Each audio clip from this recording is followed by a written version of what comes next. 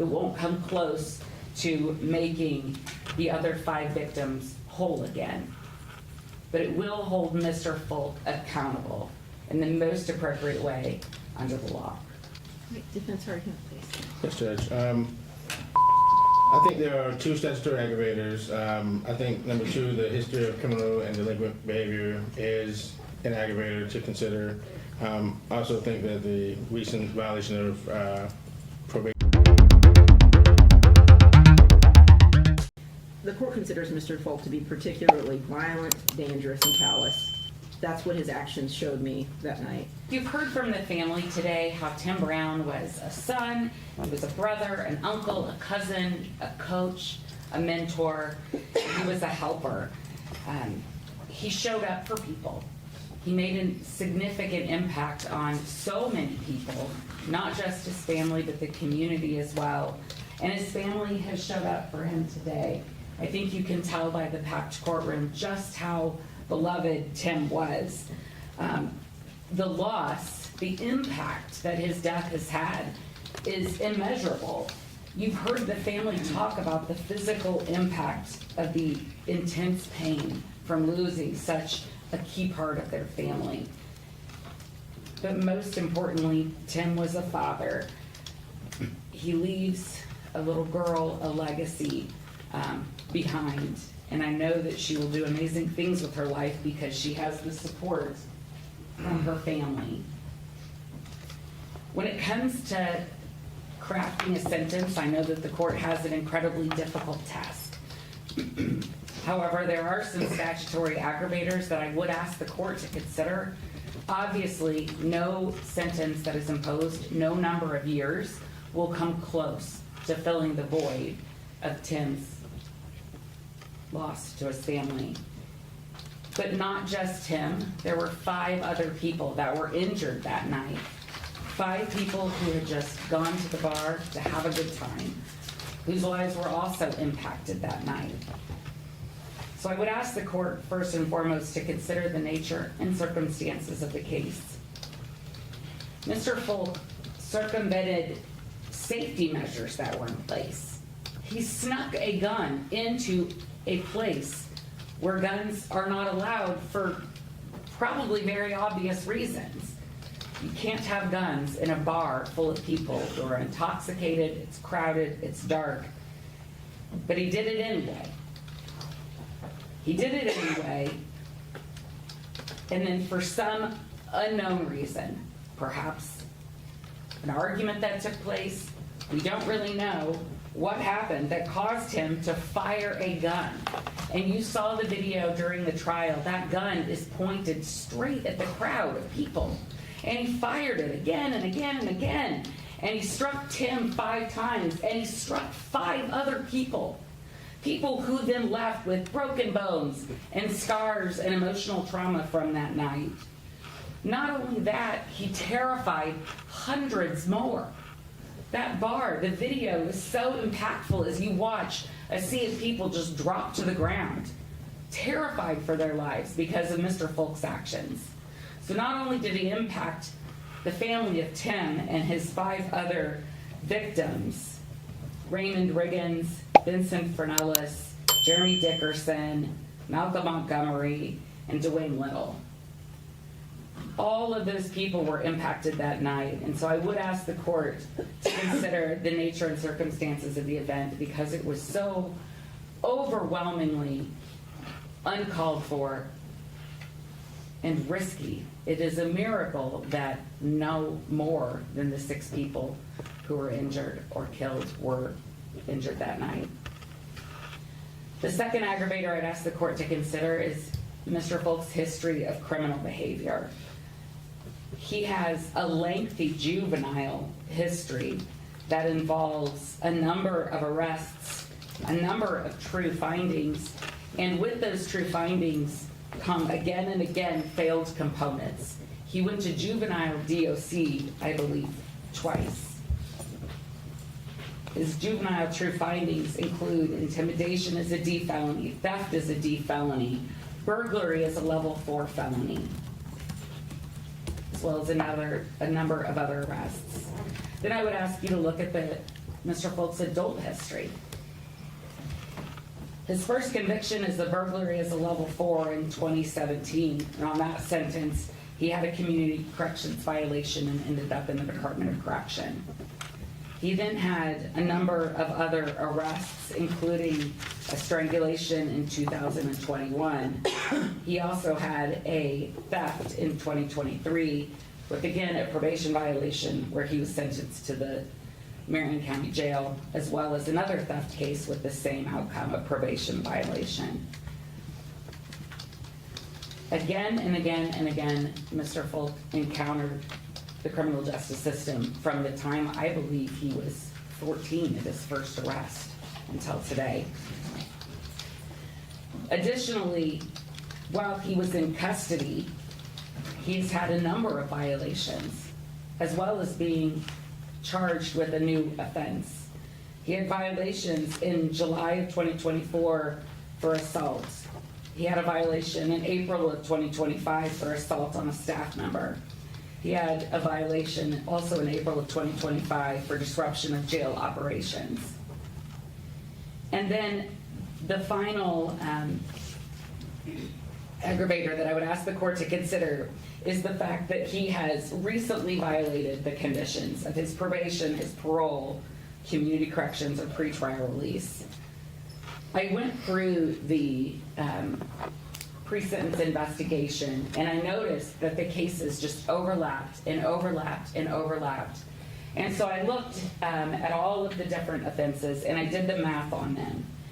And since 2014, I believe, or 2016, Mr. Folk has only been not under the supervision of the court for either a filed case or some sort of a community correction sentence, or at the Department of Corrections or the Adult Detention Center for 292 days. That is the only amount of time where he has been just walking around as a completely unencumbered person in this city. The entire rest of his life has been committing one offense after another, after another, after another. At times, only a week to 2 weeks in between. He was on pretrial release, or on probation, I apologize, for 2 offenses when this offense was occurred. So I would ask the court to consider all of those aggravators. There are some mitigators that the court could potentially consider. However, I think the only one that really, truly, potentially applies is the fact that Mr. Folk has children, and that it would be a hardship on them. But I would argue that it's not necessarily an undue hardship, because I don't know what kind of impact he was having on their life when, again, he is constantly being arrested, constantly serving sentences. No other mitigator applies, because this crime was harmful to so many people, and it threatened the harm of so many others. There's no indication that this wouldn't reoccur. There's no indication that this wasn't provoked in some way. And he is incredibly unlikely to respond affirmatively to any type of reduced or community corrections type sentence. So based on all of these aggravators, I would ask the court to impose an aggravated sentence. I would ask the court for count 1 to impose a time of 63 years for the murder of Tim Brown. I would ask the court for counts 2, the battery with a deadly weapon on Raymond Riggins, to impose a sentence of 5 years. The same for count 3 for Benson Fernellis, a sentence of 5 years. For count 4, the aggravated battery of Malcolm Montgomery, I would ask the court to sentence Mr. Folk to 14 years. For counts 5 and 6, the battery with a deadly weapon on Jeremy Dickerson and Dwayne Little, I would ask the court to sentence Mr. Folk to 5 years for each of those crimes. Additionally, because we have 6 different victims here, I would ask the court to impose each of these counts consecutively. I believe, if I've done the math correctly, that's a total sentence of 97 years. I think that is appropriate when the court weighs the aggravators and the mitigators in this case. And I think that 97 years will not come close to making it up for the family with what they've lost. It won't come close to making the other 5 victims whole again, but it will hold Mr. Folk accountable in the most appropriate way under the law. Right, defense argument, please. Yes, Judge. I think there are 2 statutory aggravators. I think number 2, the history of criminal and delinquent behavior is an aggravator to consider. I also think that the recent violation of probation, number 6, is also an appropriate mitigator for the aggravator for the court to consider. As far as mitigators, Judge, as I see it, I think number 2, unlikely, so the result of circumstances unlikely to occur applies, as well as the undue hardship imprisonment will impose on Mr. Folk's kids. I guess I'll start with kind of throwing out there. When you see what was presented at trial, Mr. Folk didn't go to the bar with the intent on any maliciousness or anything of that nature. What we know is he was at another bar beforehand. Everything was fine. He's outside dancing. He's having a good time at Land Sharks when he's first there. I think I agree. There's nothing that we know based on the case as far as what happened inside the bar. I agree with that. But I started to say he's not someone who went into this situation knowing what was going to happen. I think this is the result of bad decisions that compounded is essentially what happened here. It's not someone who went in, kind of with this evil intent to do harm to anyone in the bar. Now, obviously, again, he made a poor choice, but I ask that you separate that from kind of some things that we know about Mr. Folk. We know he does have 4 children, 2 sets of twins, that he was active and engaged in their life. We know that he was someone who was in school. He was someone who had a job. So he's someone who, was trying to, be a productive member of society. I think looking at the PSI, kind of the juvenile things that the prosecutor talked about are kind of indicative of instability as a child, and things that happened to him as a kid. I think throughout that he has tried to be productive, a productive member of society as much as he can, and I think he's someone who has tried. So I started to say, Judge, I don't think he is, someone who could be considered the worst of the worst. He's not someone who, had nothing going for himself. He has family here in the gallery today. He has people who, kind of he's beholden to, he's accountable to, and who love him, and who, want to see the best for him. Looking at all these things, Judge, I think I would ask the court to consider, based on kind of the speed and the chaos, to run some of these counts concurrently and not run them all consecutively.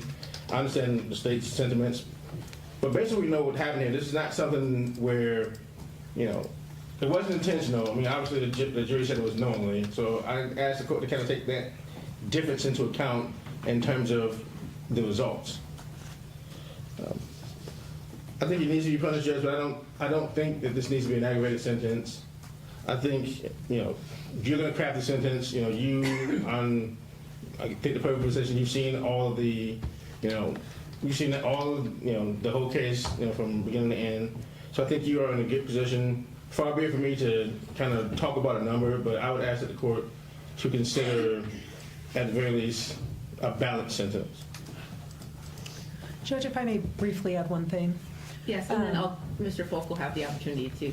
Yeah. Thank you. Here you go. Okay. Your Honor, we're here for a number of reasons today. Gun violence is a complex social problem. Mr. Folk had an exercised agency that night. We are not minimizing that, although we do maintain that this was criminal recklessness.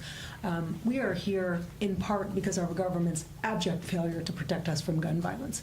We would not be here if our government had made appropriate efforts to protect our community from gun violence. So I wish to add, again, that this is a complex social problem that cannot be laying at the feet solely of Mr. Folk. And so for those reasons, we are asking for a more mitigated sentence than the state is requesting.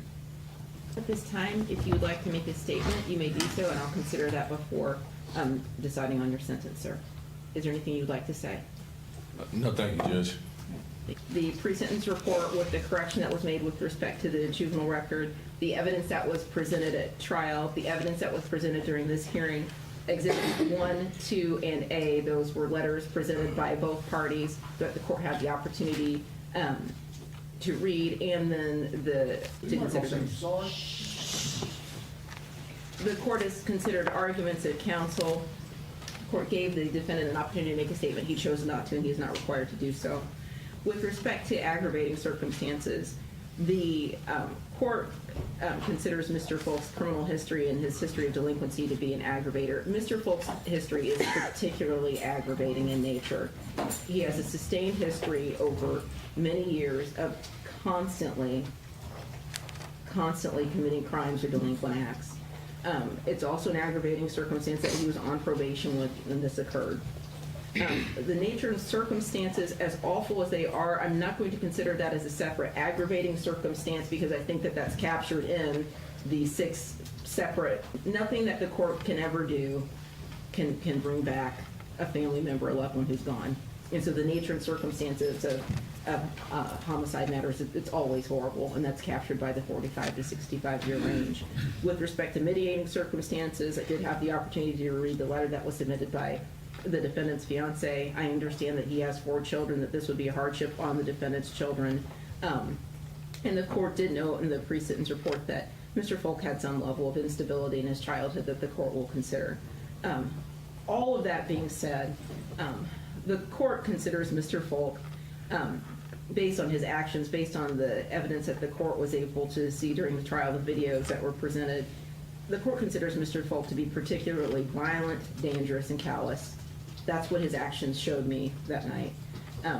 The court does not find that these circumstances are unlikely to recur. The court finds that if given the opportunity, Mr. Folk would do something similar again, as his criminal history has shown us.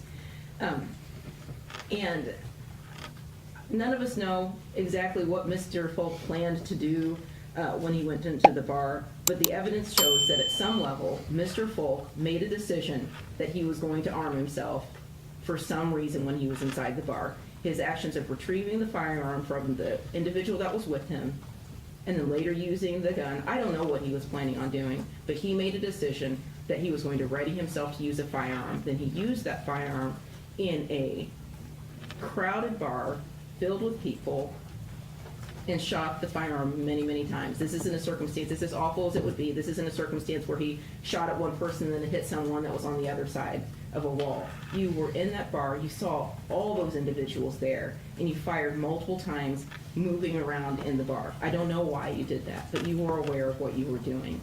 To disastrous effect on the people that were shot, the other people that were in the bar. 6 individuals were shot, 1 was killed, many people were traumatized as you saw everyone running out of the bar, ducking, hiding. It was a completely chaotic, scary scene that was caused. Given all that, I don't believe that concurrent sentences would be appropriate. Consecutive sentences are appropriate in this matter because all of these 6 individuals deserve separate sentences. That is what is fair and appropriate.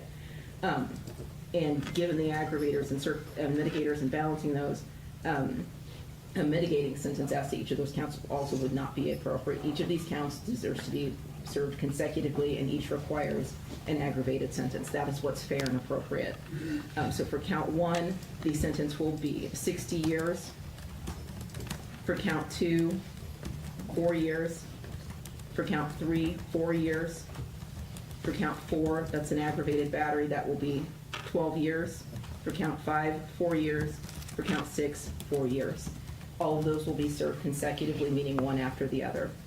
I'm going to find you indigent to court costs. I'm not going to order a fine in this matter. Sir, you have the right to appeal both the conviction and the sentence. If you want to appeal, you need to let me know, because you only have 30 days to do so. You'll waive your appellate rights if you don't let me know within those 30 days. I can appoint the public defender agency to represent you now for purposes of appeal. Would you like me to appoint proper counsel to represent you? Yes, ma'am. Proper counsel is appointed. Is there anything else from either party at this time? Judge, I just wanted to clarify that all of those sentences will be served in the Department of Corrections. All of those will be served in the Department of Corrections. And then I'm going to set a date for the level 6 matter. And again, looking at the charge that was filed and looking at the probable cause affidavit in that matter, that feels like a one-day jury trial to me. About how far out should I set this?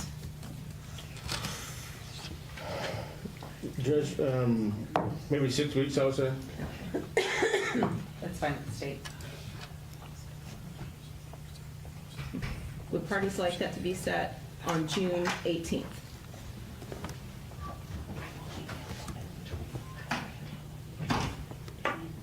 What was the date?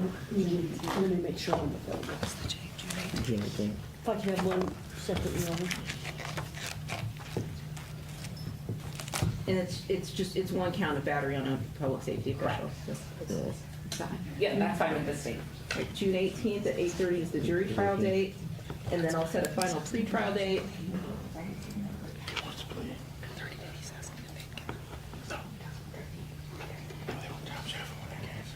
Could we set that for June 9th at 1:30? I apologize, Judge. Is that okay? June 9th at 1:30 for the final pretrial, is that okay? Yes. Yes. Okay. And then if anything changes, then just send me an email and let me know, okay? Yes, sir.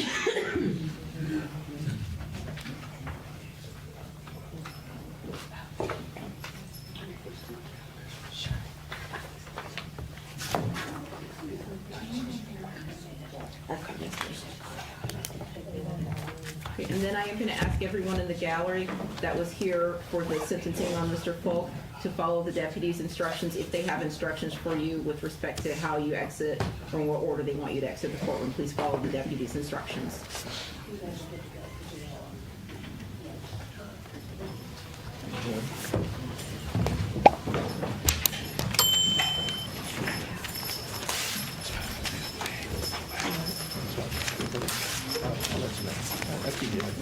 Yeah, 3:50. Yeah, remember to have it. Yeah.